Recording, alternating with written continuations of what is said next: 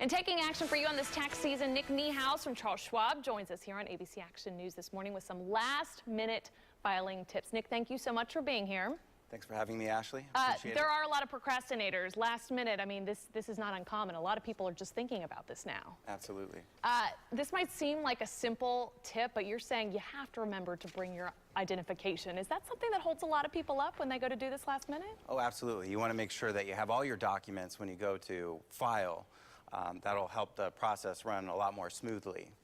I'm hoping to provide some tips that not only will help you this tax season, but also prepare you better for next tax season. Sure. And when you say gather all your documents, let's be specific here. What do people need to have with them at the time they come to file their taxes so that it's a smooth and as fast of a process as possible? What documents? Yeah, absolutely. So you want to have your W-2 ready for sure, both for the individual, your spouse, if applicable. You want to make sure you have your Social Security documents, your Social Security numbers for both yourself, your spouse, and any dependents that you might be claiming as well. Sure. And if we're talking deductions here, you need to have proof, receipts. You know, what documents do we need to have as it relates to deductions? Yeah, one of the things that many individuals aren't aware of is that sales tax can be deducted.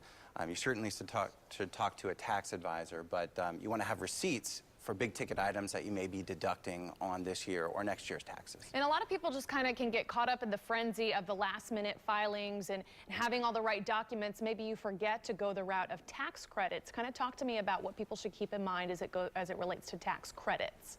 Yeah, so the IRS has recently expanded tax credits. It's probably best to talk to a tax advisor when it comes to credits, but some of the common things that are often overlooked are things like charitable contributions and child care tax credits, but certainly talk to a tax advisor about how you can most benefit from those. And Nick, lastly, despite the fact that, maybe some people are just filing now for this year, it is not too late to try and get organized for next year, so maybe you're not in this last-minute crunch. What can you do now to prepare for next year?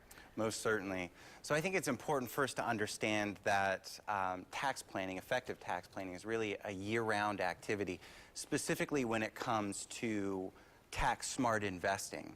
Accounts like 401ks or IRAs, they're tax advantaged, meaning that contributions to those accounts grow tax deferred.